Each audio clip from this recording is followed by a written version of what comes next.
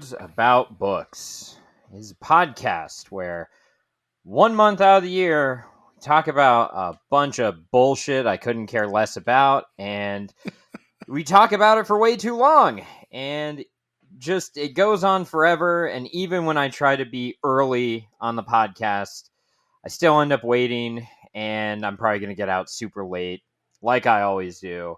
It's a You crappy month. How's it going, Ben? waited literally 5 minutes. I was ready at 8 for once. I was like, here you go.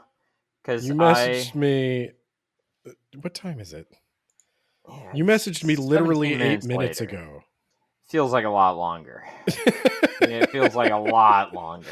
You messaged me at 8:10 your time. Those It were is some of the longest 8 8:18. minutes of my life. It felt like 18 minutes instead of 8. And I know that we're going to talk about something that will feel like just years. I love this coming from the person who's like, okay, I'm just my daughter is down now. Just Yeah, but that's wait, different. We're all wait used to that by 20 now. to 80 minutes. We're all used to that by now. We're all used to that. I can inconvenience you, but you can't inconvenience me, okay? I went Unacceptable. to get a seltzer water, and this You dude, son of a bitch. this dude is coming at me. You can just do the podcast thirsty. Honestly, I don't know if this is going to be a long episode. Yeah, you say that, and then we start talking about the Noldor, and then we start getting into like what elves came when. It's up to you. If you want to ask me questions about this material, I'll have to, because you're going to talk about why we think ghosts are cold. I'm going to talk about a few things. So basically, this is a Patreon episode. You let me So you know who to blame. Yeah. God damn, They did it again. 2 episodes. The next 3 episodes are probably Patreon episodes. Oh wait, no, there's a buffer in there. Never mind. Yeah, there's a buffer in there. One that something you like a lot more. It is a lot better than the book we're currently reading. But yeah, the Patreon, Ben. The Patreon. So I honestly forget what I put on the poll, but I did not let them choose a book. I let them choose a type of episode. And one of the choices, I had a couple of ideas for Halloween episodes floating around in my brain. One of the choices was supernatural nonfiction. And that's all I would say about it. And as Nate knows and does not care, I have been on a bit of a side quest these past couple of years. I have been digging deep into the history of magic and basically all the occult stuff. Don't believe in any of it. I just find it interesting. I like to write about it in my free time. Nate does not find it interesting. No. Nate finds it infuriating, and he has yet to find the thing that he likes that I don't. So he has not yet been able to properly retaliate. But no, this could be. I gotta find that. I gotta find that. Yeah, you do. This could be a fairly short episode because really, I want to tell you, and you may not be surprised by this. You know, you don't care about the story of StarCraft, so. Not really. But you wind up feeling the exact same way about those books. So I don't know. The catch, I think your ultimate downfall here, Nate, is you hate reading. Yeah. This is a bad idea for me. You're never going to find a book that you hate more than, or that I hate more than you do. That's not true. There have been some. But you have to shoot yourself in order to hit me. But no. So this may not surprise you, but the toughest thing about researching into any kind of magic or occult stuff is weeding through a bunch of garbage. Now, yeah. I know what you might say. You might say all of it's garbage. Yeah? But I have found a couple of books by serious people approaching it from an academic lens. So I'm going to recommend a few books for the person who might have been interested in this stuff but wants to avoid the wooier cult agendas. Okay. Um, so I guess I'll tell you we can. I'll tell you the three books I've brought to offer, and you can tell me which one you want to start with. So, um, I'll tell you this is hands down the most boring. It is Witchcraft and Magic in the Nordic Middle Ages by Stephen A. Mitchell. Oh my god, are you going to tell me that you went through a bunch of different things and now I'm choosing which one of the things you already read that we're going to discuss? Well, we can discuss all of them if you want. Is this like Um, judging books by their covers, except you already read all the books? maybe. It's like a choose your own adventure, except it always ends in sorrow. There is no way to win this adventure. So this one is the one I would probably most recommend anyone read if they're interested. This is Triumph of the Moon. Triumph of the Moon: A History of Modern We have two Pagan moons Witchcraft. now, Do I? apparently. Temporarily. I Oh, saw the headline and I never read it. I assume it's just like an asteroid that's orbiting us for a temporary amount of time or some shit. I, hmm. I don't feel like looking it up, though. That's going to be complicated news for the neo pagans. But this is by Neo pagans. Ronald Hutton, and this I'll tell you Pagans who. stopped existing after Jesus came, Ben. I'm pretty sure that's exactly what happened. And the And his final, friend the Pope. and his friend the Pope. And Aquaman. And the mighty seaman. It's not seaman, it's Seaman. And then the final one, which is the one I've read the most distantly and would be harder pressed to remember in great detail, is Drawing Down the Moon by Margot Adler. Drawing down the moon? Like, what do you mean? Like, are we pulling it to the earth, Majora's Mask style? Kind of, in a That sounds like a spiritual bad sense. idea, because I've seen that game, and if the moon hits, everyone dies. Well, what if the moon were a goddess? Then she's got some splaining to do. Like, what the fuck have you been doing for the last, let's just say, 400 years, but we could probably go back even further. So I'll tell you a little bit, just a little bit about the authors because I don't know a ton about each of them. But obviously, witchcraft and magic in the Nordic Middle Ages. This is something I checked out for all the Norse stuff we do, especially with talking about Tolkien. This is by, like I said, Stephen A. Mitchell. Stephen A. Mitchell is a professor of Scandinavian studies and folklore at Harvard University. He published this one through the University of Pennsylvania Press. And this is probably the best book on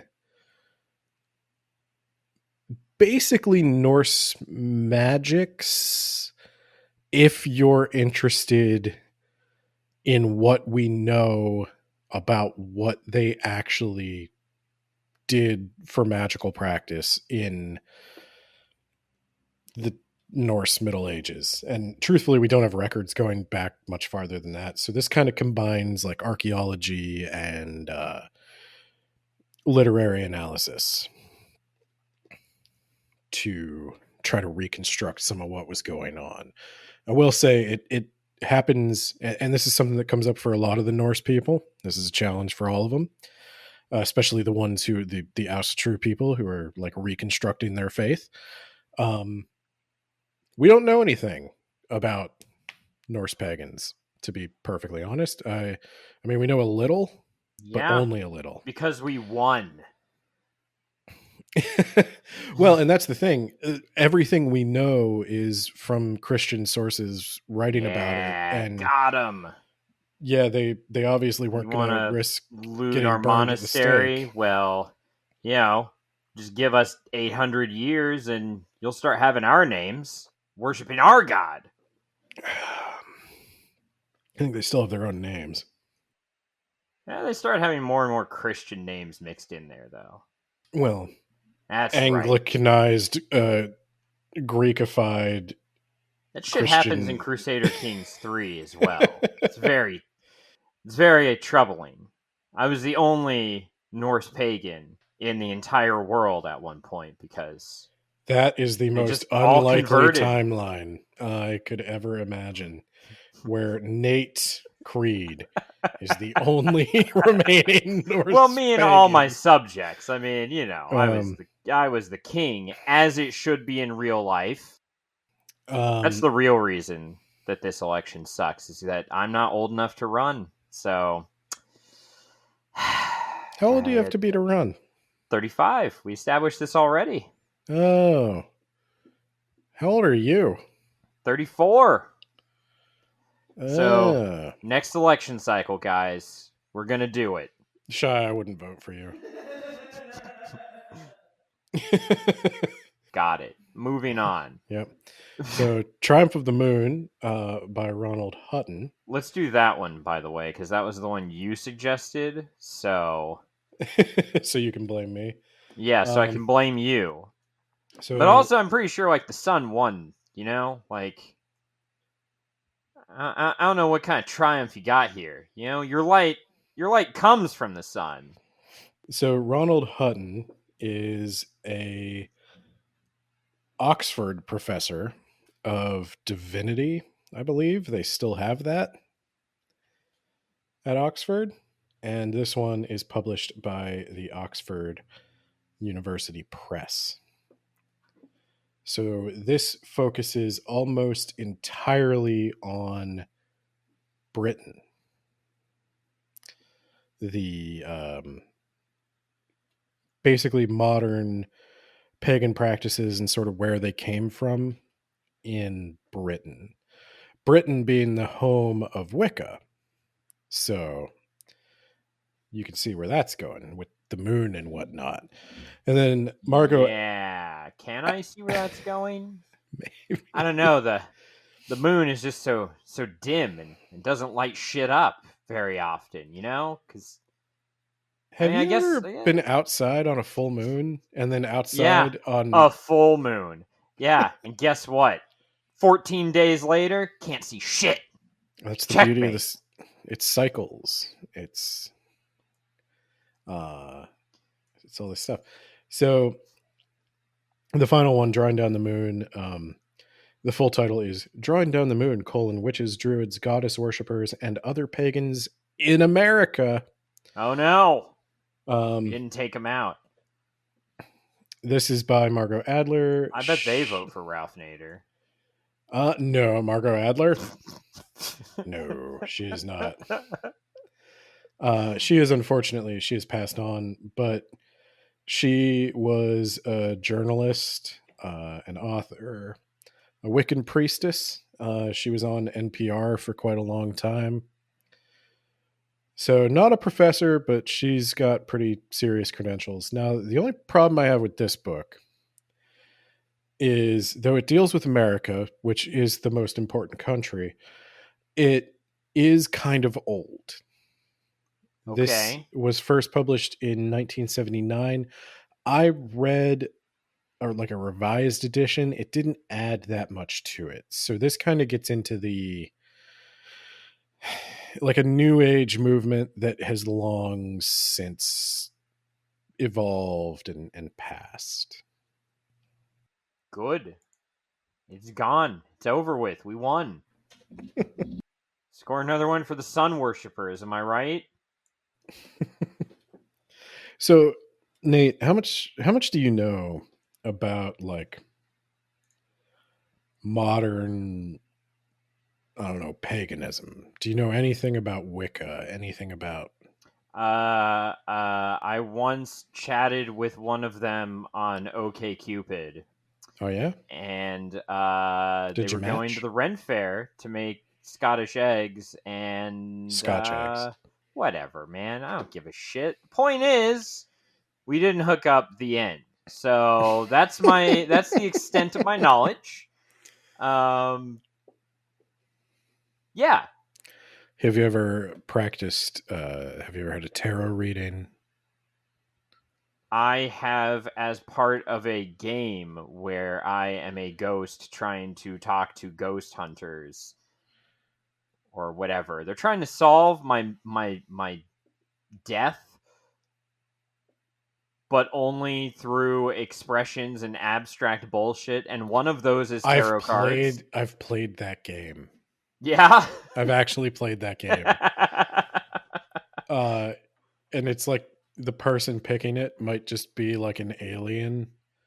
Oh, I have no idea about that one. No. I'm talking about the person I played with who was giving us clues.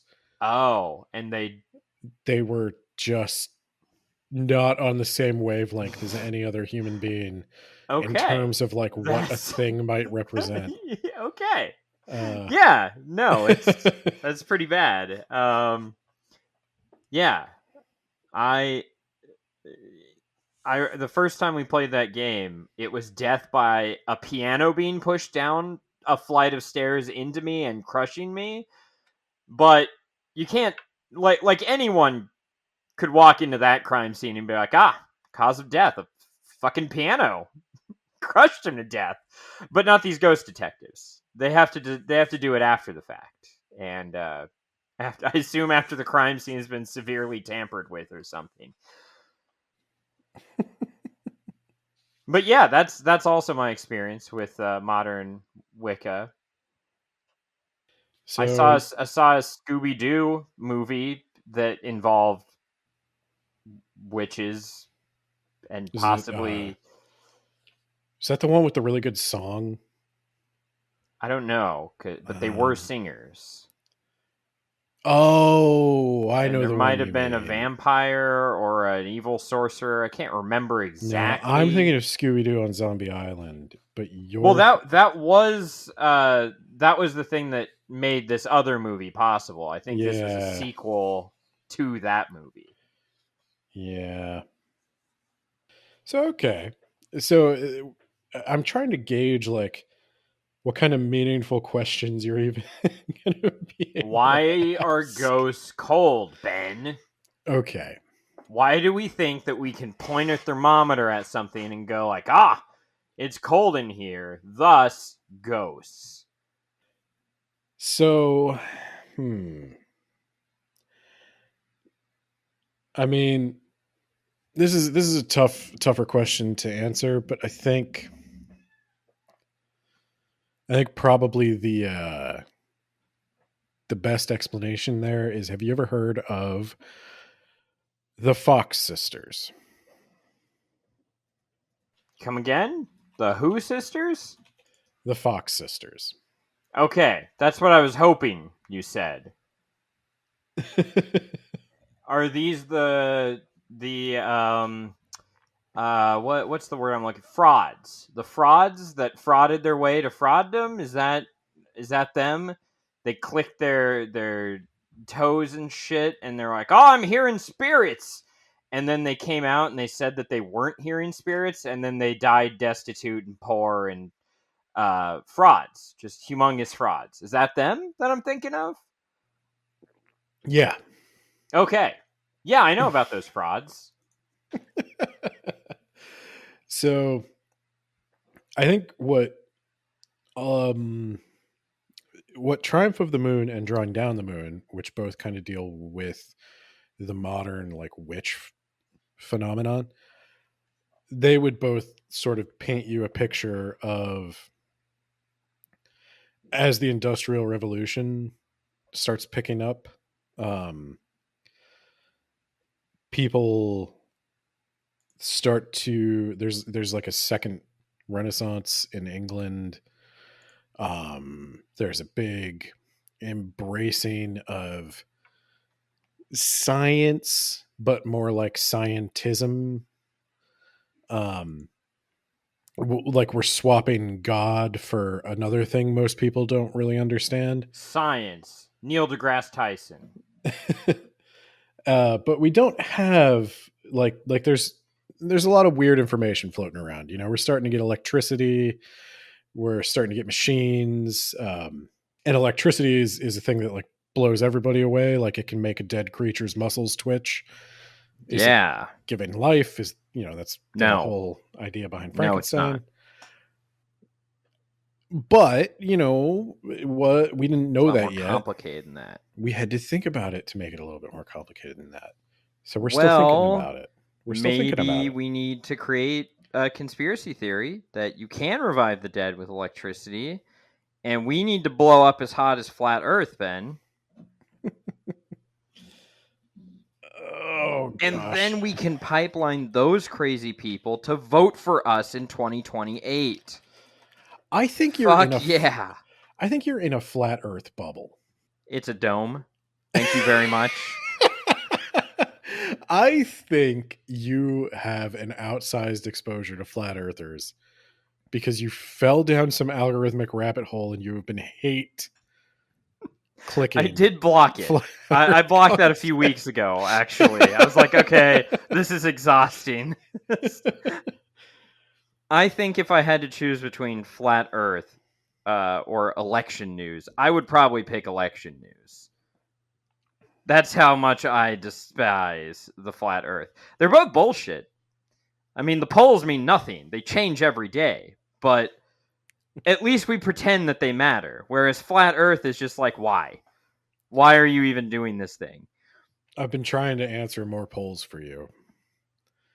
I specifically, like, I never used to answer them, but you told me you were getting really stressed out about the polls in swing states. So I was like, well, maybe I'll take this political call. Maybe it'll make Nate feel better if there's like one more Dem. But I already sent in my mail-in ballot. I did my part. Ralph Nader. Ralph Nader was not on the ballot in Pennsylvania. Right in. I did not. I just you voted. Fucking traitor. How dare you? This is a very straight Democrat. I don't even care. I think Jill Stein is still on the ballot. Why? She was still on the ballot. I mean, I guess to get that money, the campaign match. But like, you lost 8 years ago. Well, I think she specifically said she wants Kamala Harris to lose. Why? I don't know. What does Jill Stein stand for? She's the Green Party. Did she really like what Trump and the Supreme Court did to the EPA? Their whole thing is environmentalism. Is it? Yes! Oh, they're not very good at it. They're really shitty at it. Yeah, I feel like the Green Party is doing about as much for the environment as the Cybertruck. Yeah, the Green Party sucks. The EPA got reamed from 2017 to 2020. I think you have to edit this one so you can make this as long yeah, as you're right. want. I need to. All right, let's get back on track. Well, I'll cut right there. Needless to say. Anyway, where are we talking? We're talking about the moon, Ben. We're talking about the moon books. So around the time of the Industrial Revolution, you get all this interest in science, but you also get this, mostly it's a backlash against Christianity. And just like the Green Party is a backlash against the establishment. Gotcha. Let's do this. Yeah, well, actually, I think I'm going to argue that the modern pagan movement has attracted more people than the Green Party. The Green Party peaked in 2004 with about 32,000 people, Ben. Oh, yeah, they're getting crushed. Yeah, they're getting crushed by the goddess. That's like not even one Ren Fair. Ronald Hutton, I think, he does an exhaustive survey of a bunch of different stuff. He's looking into historical documents. He's looking into Jesse Ventura ran for president in 2020 on the Green Party ticket. What in the fuck is happening? Sorry, I went down another rabbit hole, Ben. So Nate and I have been having a little side debate. I have no idea if this is going to make it into the episode. But Nate has been struggling a lot this election. Now me, you should see the list of phrases I have blocked on Threads. I have a bunch of websites blocked in my browser. I have Reddit blocked. I don't check out any of this shit anymore. The rabbit holes I go down are like, oh, where does ritual magic come from? And that's fun. Like everything, it's fun because none of these people matter and nothing they do matters. It's just fun. It's just people playing with crystals. And you know what? Crystals are cool. Don't use them to treat your cancer, or don't use only them to treat your cancer. If you want to get chemo and use a crystal, that's fine. But, you know, crystals are pretty, and that's fine. You have gone down this, like, you got to pay attention to everything Trump says. You're monitoring the polls in swing states for day-to-day variation. And I just got to say, I think my rabbit hole is objectively more fun. It's a lot less stressful. On Threads, I literally have blocked. I looked at it the other day. Words and phrases that I have set to hide any post containing them. AI, artificial intelligence, Gen AI, generative AI, full self-driving, FSD. What about on X, formerly Twitter, as it is called? The Words About Books account is still active, but I haven't logged into it in a damn long time. But in a land of magic and enchantment, where Christianity is suffering some setbacks, people are suffering some setbacks. People are starting what with all the priests. Oh no, I'm going to cut it so it doesn't make any sense because there won't be any context. But yeah, Christianity suffering some setbacks. What with the priests and the neo-Nazi Pope. So or Hitler Youth Pope, whichever. Ronald Hutton will point to a trend in literature around the time of the Industrial Revolution where people suddenly, or not suddenly, but they become a lot more interested in pagan stuff. A lot of people had exposure to the classics, the Greek classics, you know, the Iliad, the Odyssey, the Aeneid, and the Aeneid. Get that one out of there. So they're becoming. You're seeing a lot more references to the Greek gods. Diana becomes pretty important. Yeah, she becomes Wonder Woman or the Princess of England, whichever Diana you're talking about. I'm talking about the goddess of the hunt, I think. I thought that was... No, I guess Artemis is wisdom and war. So yeah, Diana becomes Wonder Woman. There you go. That checks out.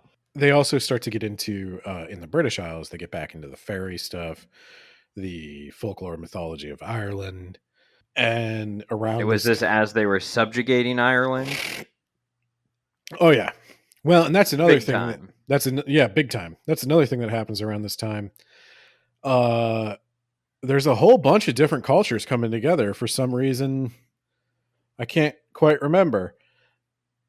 And a lot of them are from strange lands with different myths than we've ever heard before. Well, it's because they invited the British Crown over for tea, and the British Crown was like, all right, cool, we'll come hang out with you for the next few hundred years, and in exchange for being your buddy, you'll just give us, like, resources and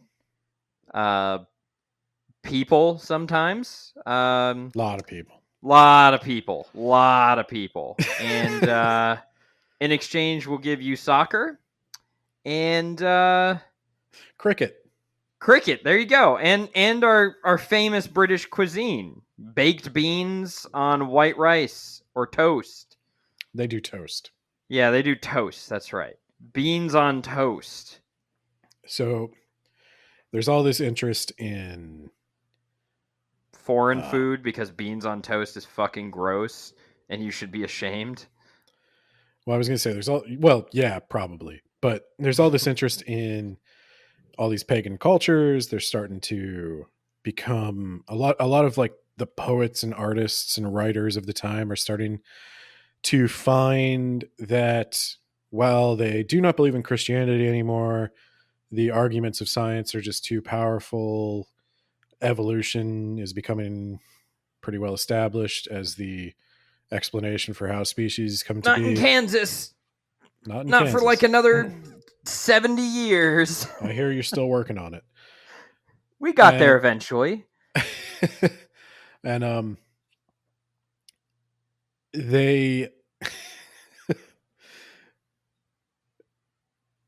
they're becoming disillusioned both with Christianity and with pure rationality.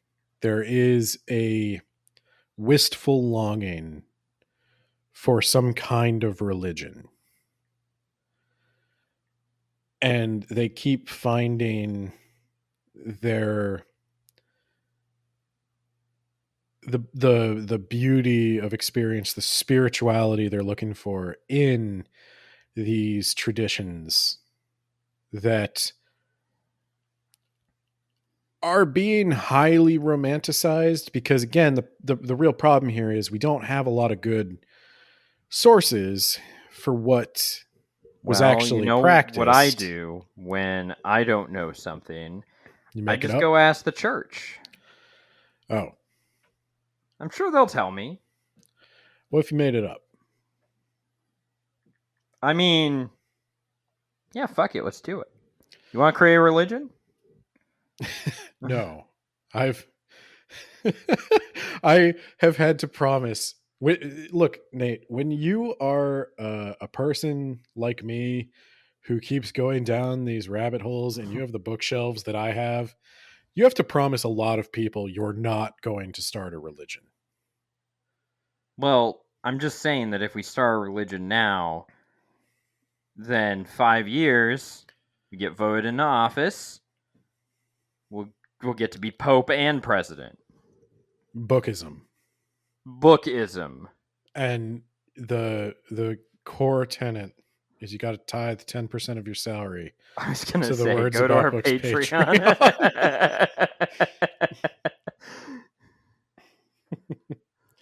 All you got to do, you want to get into heaven, you got to read one book a week. Everybody's already out. How good could it be? So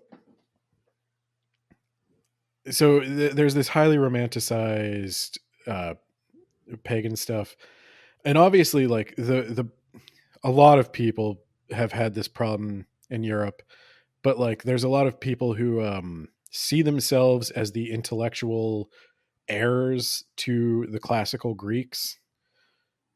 I got a lot of that shit today too. Yeah, the British among them.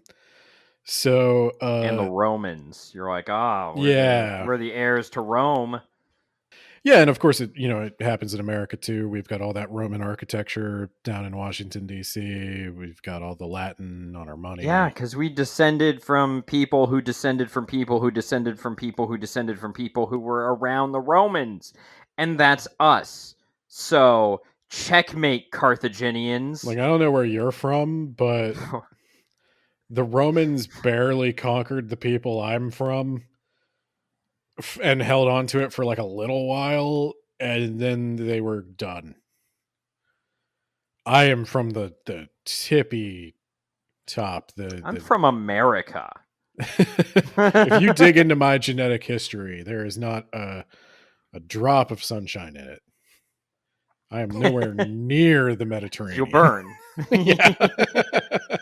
So yeah, that's a thing.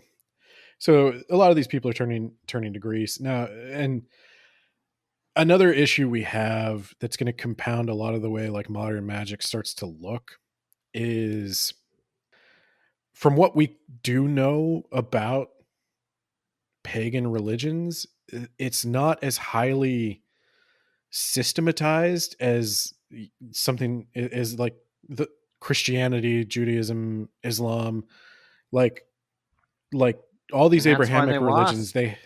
they have rules and books, and Yeah. there's a very particular way you have to do everything. Whereas like in the old pagan world, you go to a different town, that town has a god, you throw some stuff in its shrine because you don't want that god to jinx your journey. Yeah. So it's a lot That's why more they lost. fluid back then. Couldn't unite hundreds of thousands of followers into an army. You- you're Checkmate paganism. checkmate paganism. I mean, Rome did do pretty well. While Yeah, it but was we don't still talk pagan. about before the whole Constantine thing, you know? Oh, we talk about Caesar all the time. Yeah, I mean, I had one of Caesar his was a salads Christian today. retroactively. Oh, I heard you can do that, or Yeah. if you paid the Pope enough money, you could pray I mean, somebody out of hell. Dante didn't seem to think that, but you know, What'd they do to Dante?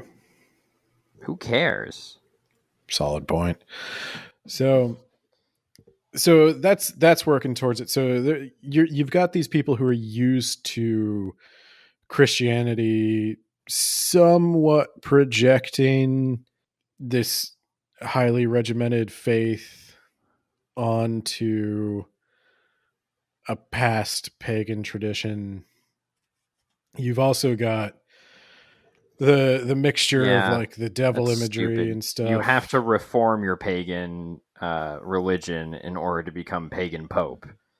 That's literally right there in the game mechanics. See, you can relate this to Crusader Kings, so we're getting into it. Yeah. Okay. If you have an unreformed pagan faith, there's no head of faith. You got to reform that shit and proclaim yourself pagan pope and then kill anyone who disagrees with you. So we're also starting to get into a time where electricity is starting to be a thing. We're starting to get into a time where all this machinery is transforming the landscapes. People are living radically differently than at any other time in human history. And Christianity is weakening. And so you've got all this pagan stuff popping up. You've also got a more scientism kind of thing, which I would say the pseudoscience sort of spins off into the spiritualism movement. Spiritualism movement is sort of where we get the Fox sisters and people like them. Ah, frauds. Okay. Yeah, so there is a fortune teller in town that has been there for like 30 years. And I've never been in there, and no one I know has ever been in there. And I often think, is that just a front? They doing something in there? Maybe. I mean, I know a bunch of people who have done. They have signs up that they do like tarot readings and stuff. This is also on the busiest street in town, where rent, I think, is thousands and thousands of dollars a month. She must have a couple of good clients then. Must have. Do you know how, like, if you charge for your time hourly, do you know how long it takes to do a star chart for somebody? No, but I wonder if the federal government wants to know. I bet those people pay taxes unless they can have it declared as a religion. Do you know in Pennsylvania, we actually had a thing where there's a magic shop a couple of towns over, and they just sell the usual stuff, like, like the tarot cards, the crystals, the just general like occult stuff. And they did like tarot readings, and the cops showed up and told them they had to stop because there is an ancient statute on the books about like practicing witchcraft for money or something. And somebody called it in. Wow. So, okay, so I remember I was out in Western Kansas. Bad place, don't go there. And I woke up for the day. I was in a hotel, and I went downstairs. I was eating my continental breakfast, and I'm pretty sure it was Fox News that was on. In fact, I know it was Fox News, Okay. obviously. And they're like, "Oh my God, there's a new law in the books where they have to tell the restaurants would have to tell you how many calories are in your pizza, and then how many pepperonis are on there, and if you got one pepperoni off, someone can call that in. You can go to jail or get fined for that." And there are people next to me who were buying all this. And I was like, that's stupid because, first of all, you'd have to have someone call it in. But apparently that someone might actually call it in. But then you'd actually have to find like a cop who would come down and then count all the pepperonis. And then you'd have to have a judge say, yeah, let's fine you for all your extra pepperonis. This is stupid. And they're stupid. So It's like this blatant episode, fear mongering. this episode is going to be called "A War of Two Rabbit Holes." Because, like, literally for everything I have to say, you have a separate thing about conservative politics. Guys, they're not coming for your pepperonis. It's just so you can better fucking map out how many calories you're eating on average. Doesn't have to be an exact science. If anyone does call in and be like, "Hey, they gave me 9 pepperonis. Pizza said it'd only be 8," you could punch them. I'm sure the cops will let you get a freebie on that guy. Just like, that's fuck you. Bam. I imagine they would just come and take a pepperoni off. All right, problem solved. This is mine now.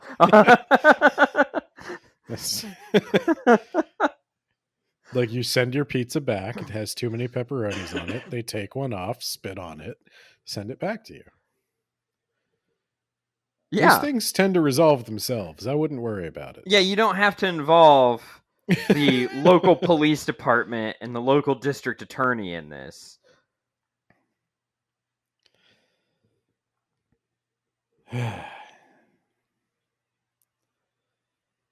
Okay. So you ready to talk about spiritualism? Absolutely not, but we should continue so we're not here all night. We can kind of stop whenever you want. I'm recommending some books that give you objective histories. Okay, but where does the coldness come into play? Okay. So the spiritualist movement has basically poisoned whatever the ghost hunting is, just the continuation of spiritualism.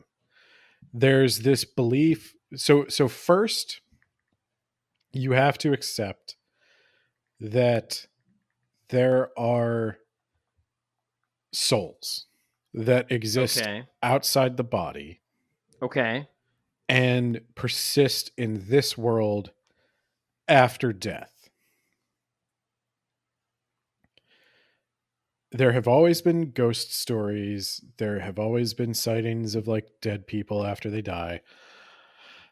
And this is kind of I would say, non-Christian belief.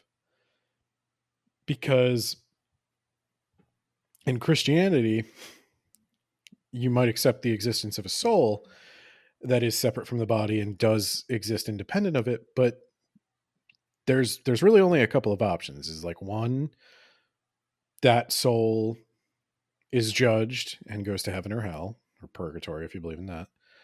Or and you should. It is waiting to be judged. And you're just sitting in some kind of cryogenic death freeze until Judgment Day, when Jesus comes back to judge the living and the dead. But I think once you get like the entire Western world believing in souls and their separate existence after death, and then you take the Christianity out of it, you're like, okay, there's no heaven and hell. But that soul stuff made a lot of sense.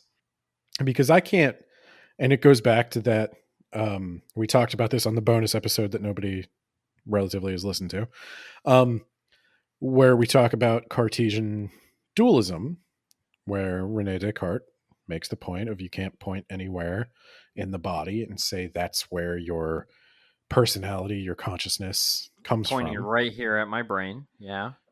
But I can take which piece of your brain? How much of your All of brain it. needs to be there? All of it. All of it needs to be there? All of it. But what about all those people who are born with like half a brain or a quarter of a brain? But that's my point, is people who suffer brain injuries or who are born with developmental deformities or differences, they often, and I don't know how often, but like there are cases where somebody is missing a lot of brain and still walking and talking somehow. Yeah. And the areas we associate with speech and such might be gone. But they're not as cool as me, is the And thing.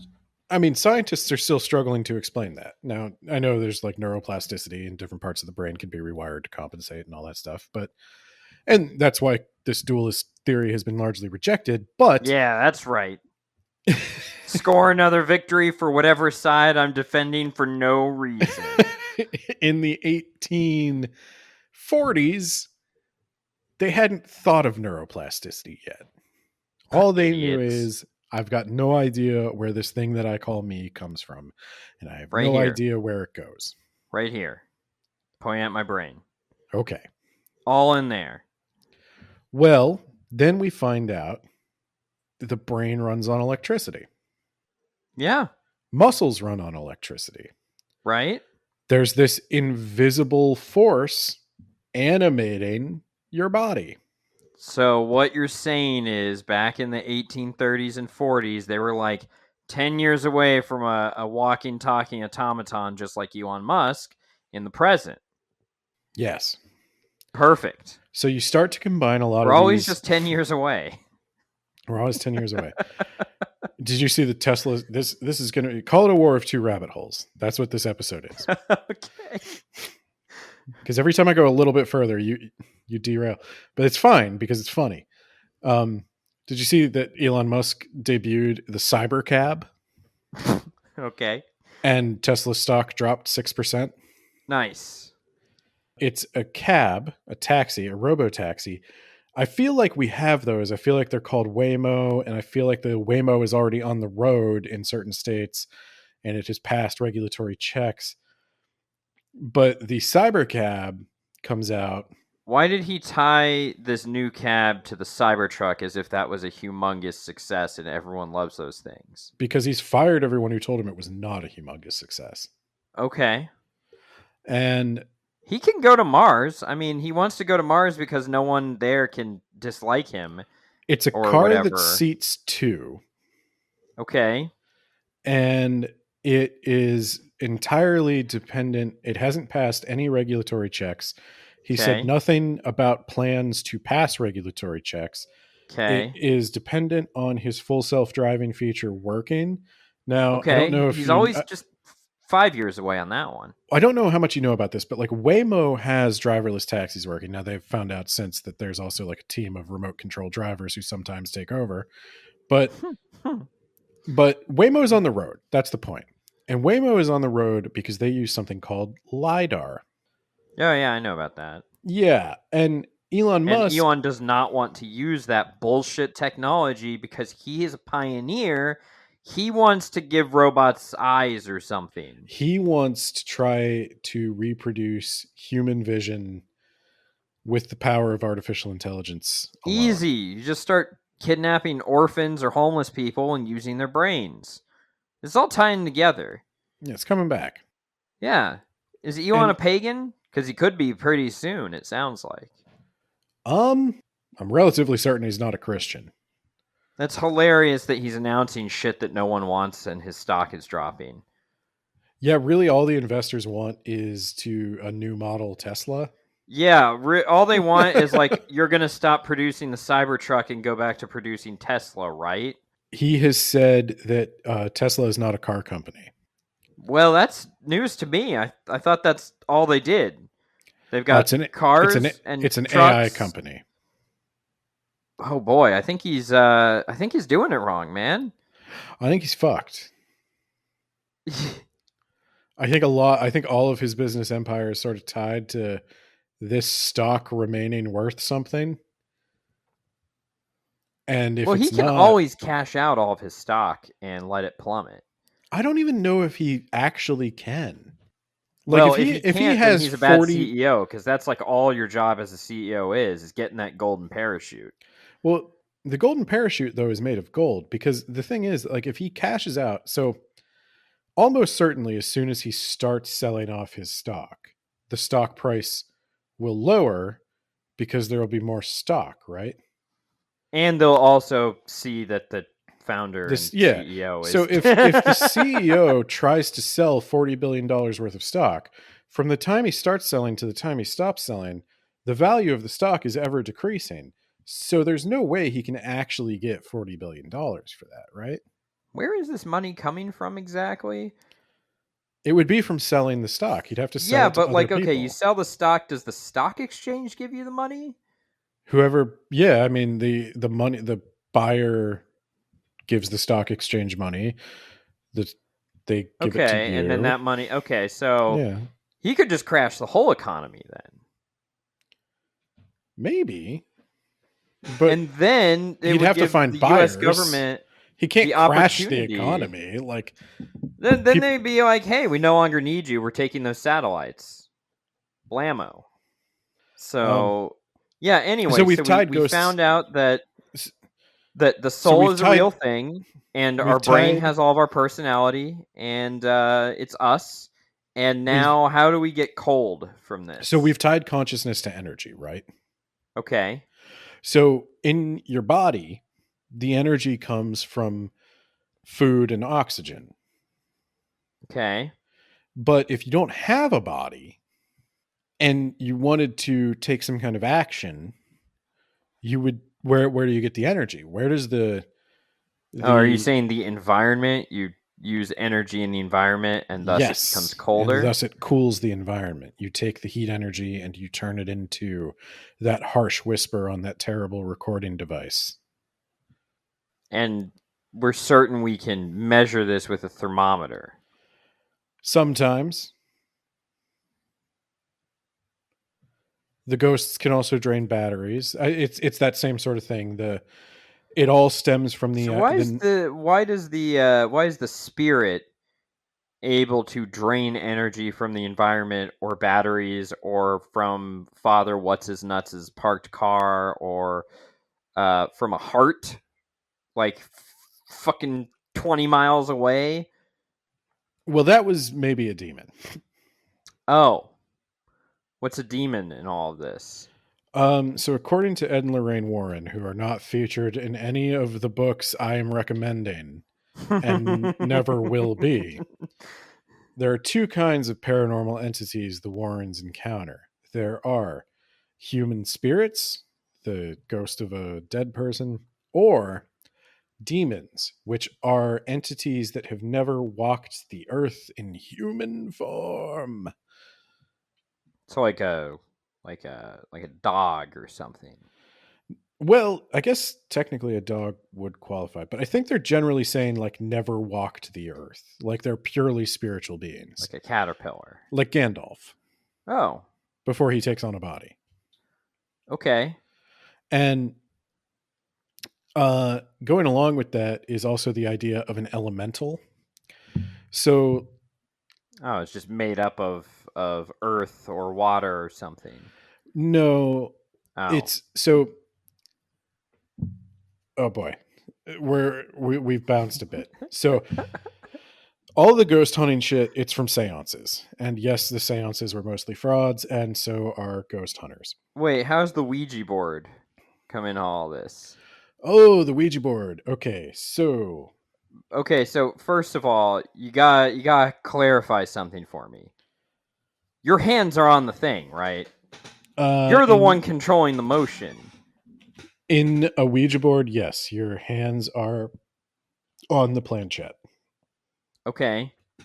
So you can control the response. Yes.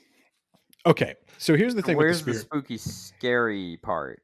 You're not actually, but you wouldn't do that. Okay, but I would. Well, that's why no one would ever do anything with you. So, Spirits. Should Ben give me $500? Oh! It's on the yes. It's on the. Oh my god! Oh my god! And then that's a verbal contract too. so here's the thing with the spirit boards or the talking boards. They also start in the 1800s. They're also around the same time as the spiritualist movement. I mean, they're actually well into the spiritualist movements. The Fox sisters have, I think, already been discredited by this point. And the spirit board starts as a toy. It's merch. Yeah. It's a parlor obviously. thing. Yeah. But then spiritualists start using them in seances. And ruin everything for everyone. Gotcha. Yeah. And they start clicking their toes and whatnot, and they're like, "Oh my god, your dead mother says she loves you, and also don't forget to tip your spiritualist." Oh well, mom knows best, right? So my hat's over there. If you want to just drop a few extra coins in there, I'll tell you the truth. you should. I don't have a problem with the neo-pagan movement. I don't have a problem with Wicca. I don't have a problem with it either, but I will defend whatever else there is against it for no other reason other than I find it amusing. So I don't have a problem with any of some of the neo-pagans, but not the big ones. Spiritualists and ghost hunters. I just everything about ghost hunting it's an extension of what they were doing in spiritualism, and essentially what they were doing with spiritualism is finding any way to generate static in the environment for the medium to interpret. It's just tea leaves. They would do knocking, they would do cold voices, like they just. And let's put down the dots projector.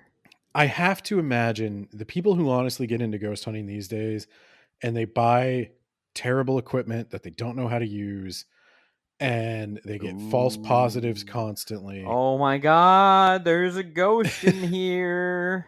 They never tested in a neutral environment where they know there are no ghosts. Like they never tested in their fucking bathroom. I feel like we talked about this before. Yeah, we have. And so it's hard to not, like, I think all of that is just nonsense and I put absolutely no stock into it. But what about Jack Swaggins? Yeah, I don't care. Okay. These books I'm recommending do not focus a lot on ghost hunting. Wow. What use are they? What about vampire slaying? Not a lot on vampire slaying. This is mostly I guess I'll just watch Supernatural again. This is mostly nothing, book. A discussion of now the Old Norse one is talking about what we know about Norse magical practices, like what kind of how they thought of magic. So like they would make charms, they would make amulets. It's bad. We'd still find some of those. And often we're not finding, like, there is a belief that there is witchcraft. There is a belief that you can magic people to injury or death. But most of what we see is a charm against illness or some kind of folk cure for ailments and stuff like that. We also get around this time, and this is getting to be around the time of Lovecraft. Lovecraft actually mentions some of this. Oh my god. All right, time to throw in the towel. I'm done. You killed it. You killed it?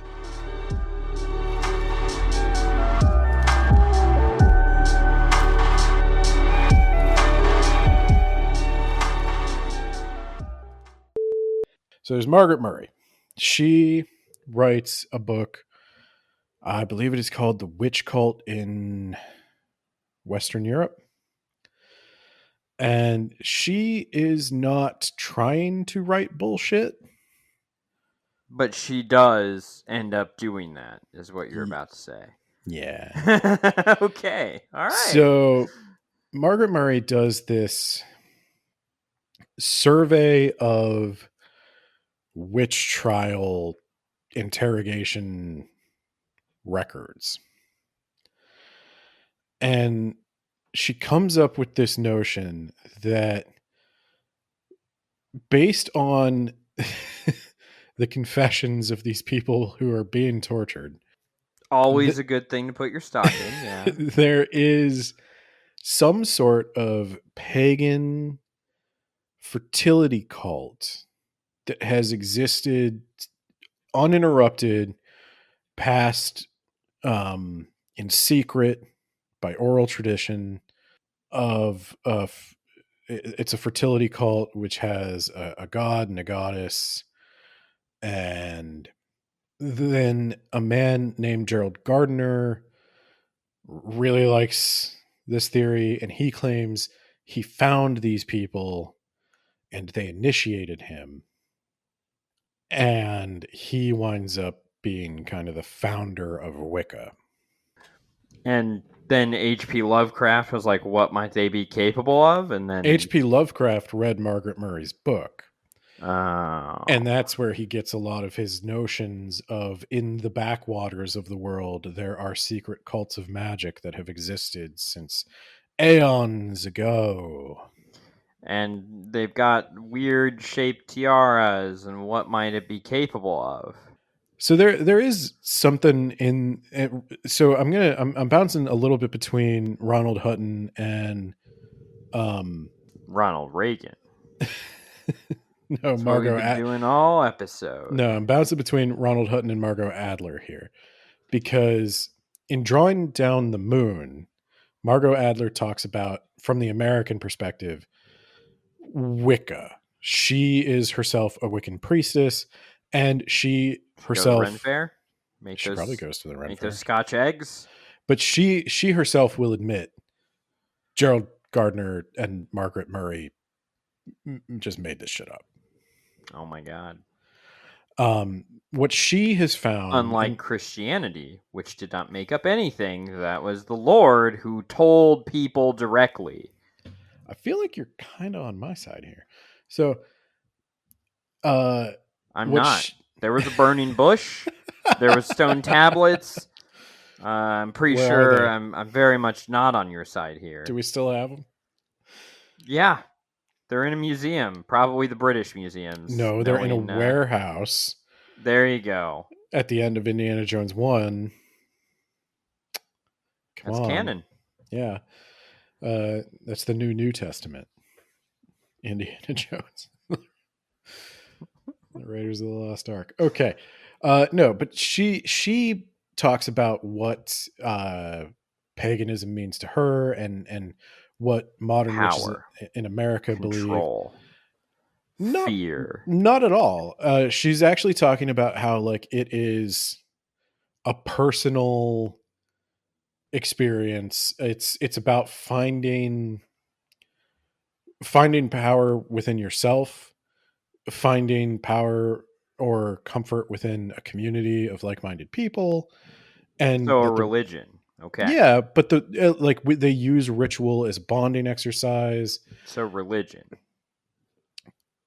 But yeah, you don't get the body of Christ or the cup of salvation. But I think both Hutton and Adler agree that there is a desire among a lot of people who have fallen out with, like, Christianity and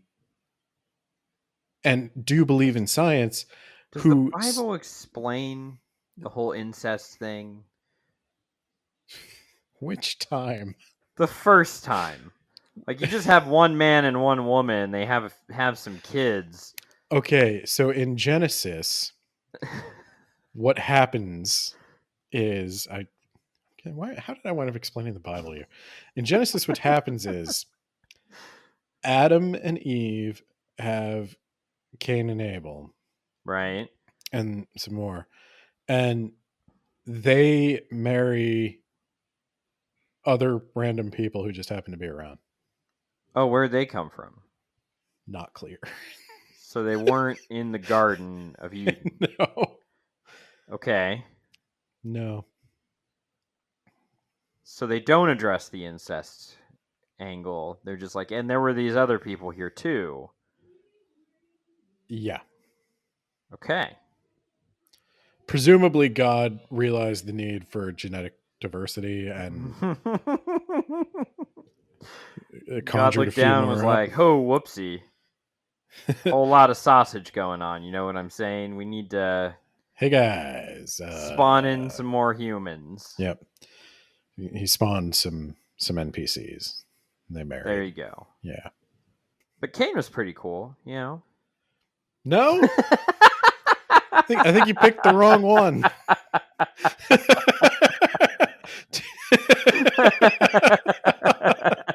I think you picked the wrong one. Do you know that Cain is the murderer? Yeah. Okay, I wasn't sure. Dude, when you've got two people, one is Cain and one is Abel, of course Cain is the murderer. When you've got Gryffindor and Slytherin, of course Slytherin are the bad guys, you know? He starts with a harsh consonant. Of course he's the murderer. Oh, man. Yeah. Oh, God. So, yeah.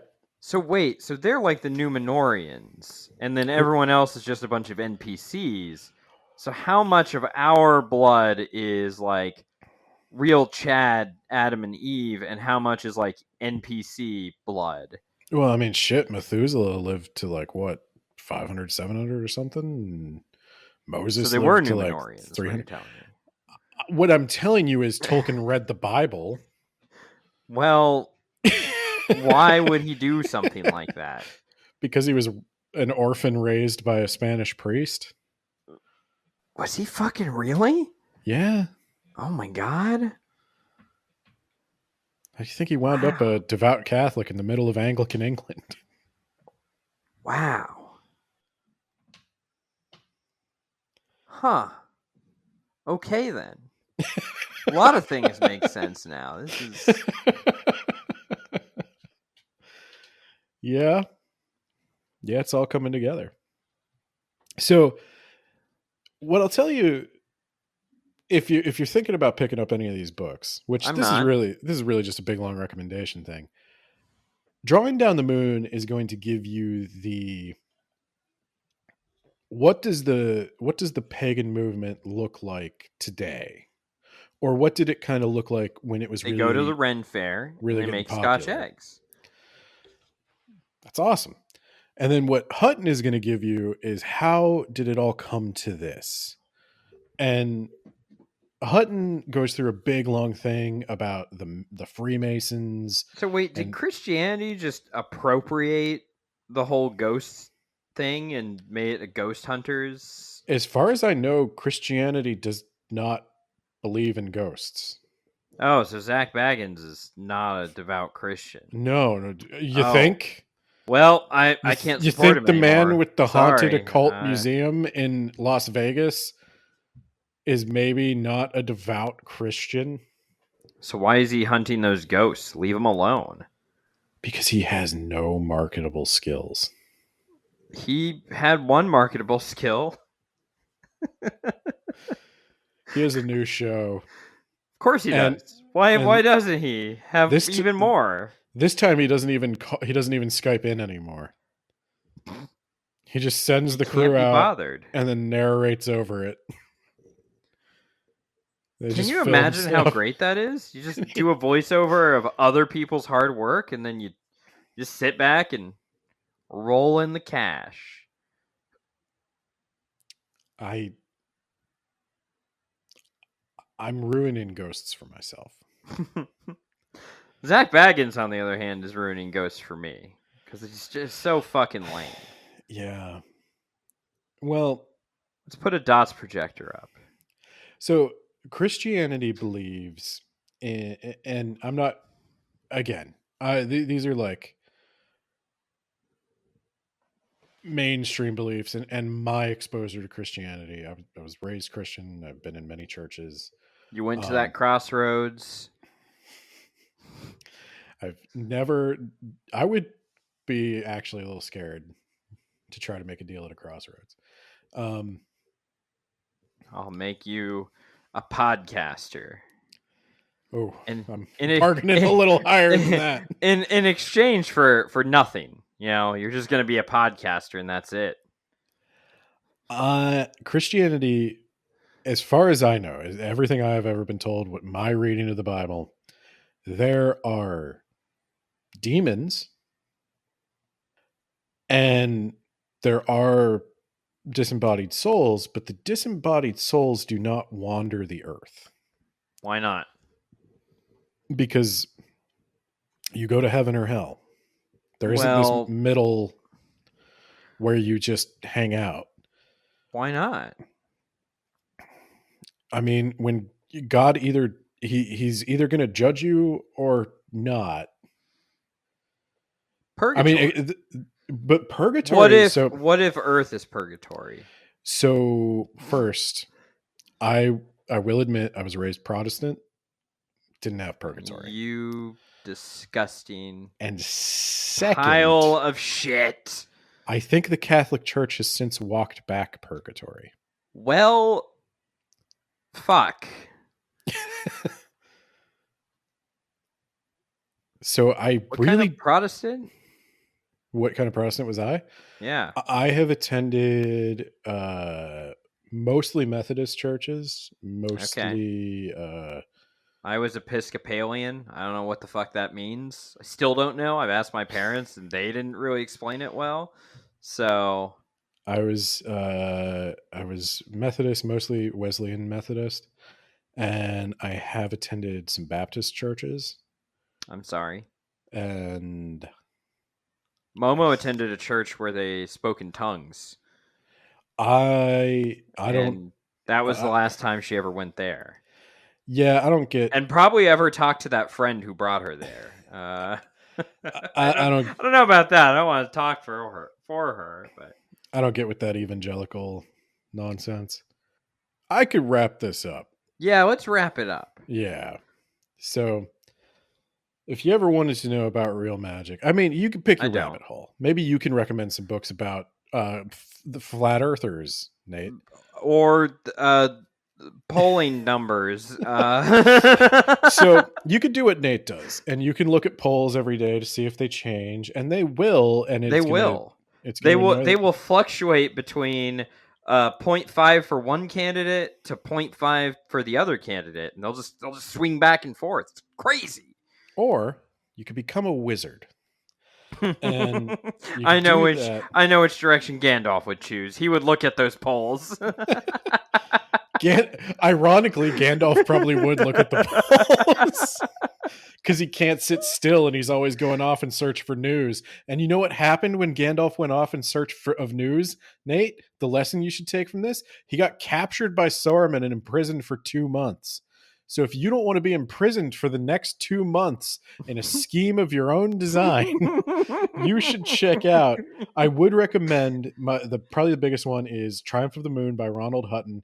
Now, weird recommendation on this one. I don't actually like the paperback. If you can get this on Kindle or an e-reader, I would do that because the font. Oh, gross. Yeah. It is literally like size 8 font. Get a magnifying glass. Yeah, no, it was actually hard to read. Only if you are interested specifically in the Norse stuff do you check out Witchcraft and Magic in the Nordic Middle Ages by Stephen A. Mitchell. Now, I will say, rune magic is bullshit. That's going to get me in trouble. What? But rune magic is bullshit. That's not a thing. And then I've seen Jackie Chan Adventures, sir. He doesn't use runes. They use talismans. That's a very no. That's very different. we're firmly in the English speaking world here. And I mean not the Norse. Well, the Germanic speaking world. And if you want to know a little bit about the modern pagan movement, there is probably a better book out there, but Margot Adler is not a bad place to start. And I have actually seen her book in bookstores. Now, the thing I'm going to tell you at this point is Ronald Hutton does a bunch of free lectures on YouTube. They're all really interesting. They're all well researched, historical. It doesn't get wooey. He tells you what we know about what people believed and why they believed it. And hunting ghosts, I hope. He doesn't talk about hunting ghosts, God but damn it. Hutton is both very academic and sympathetic to the material he's talking about. He's not very judgy. So, and of course, Margot Adler was a Wiccan priestess, so she's not very judgy at all.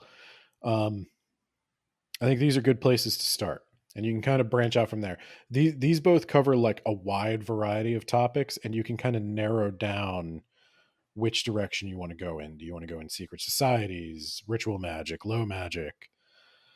Do you want to go neo-pagans, Wiccans, druids, all that stuff? And I didn't dive deep into any of these because these are like huge topics, and Nate really wanted to talk about the election. But Yeah. Ralph we Nader. He could do have it. been experimenting with different kinds of stuff on the Patreon. And Nate hates it. But I've been getting pretty positive response from the people who have heard it. So we've been doing cryptids and aliens and all that junk. So people have said they want that on the main feed. I'm doing something with that next year, and Nate's just going to have to deal with it.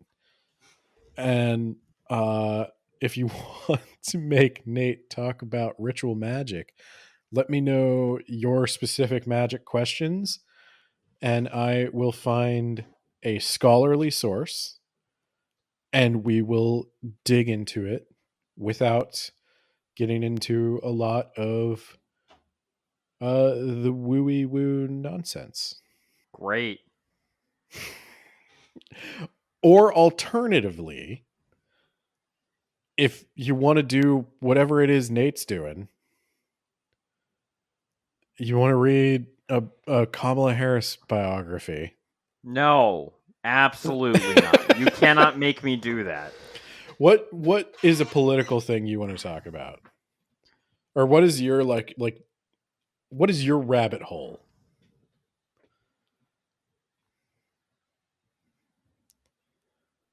There's got to be some Crusader Kings adjacent material. I could just write it, Ben. You know, I can go over the life and times of the Dingleton dynasty. Okay, so those are the options. I will research whatever magic topic you want. If you want to hear Nate's original writing of the Dingleton dynasty, get in the comments and vote. I think either of those are great options. And this episode, it couldn't have been done without the help of our patrons, especially our $10 patrons, the Yacht Plan tier. And they are John Bierce, actual author of The Mage Errant, The Rack, in an upcoming new series, which I think is coming out in February. I just talked to him. That episode will be out soon. Isekai Sensei Sama of That Time I Got Reincarnated in an oh god, I had this. The Time I Got Reincarnated in the Same World as an anime podcast. I just did a thing with him on the Po Clan, Po no Ichizoku. It's an old shoujo manga about gay vampires. You should check that out. Easily the best thing I've read this Halloween. And then Spooky Shy with a Y over on TikTok. And Jamie, Gravy Man, If You Want Gravy blog. where he's talking about movies. Probably some scary movies. Because it's Halloween. We got one more of these, Nate. Yay. We got one more. Oh, not from my perspective. One to go. I'm done. You still have to record something for me. I'm out. You have to record your part. You can't stop me. What? You wrote it.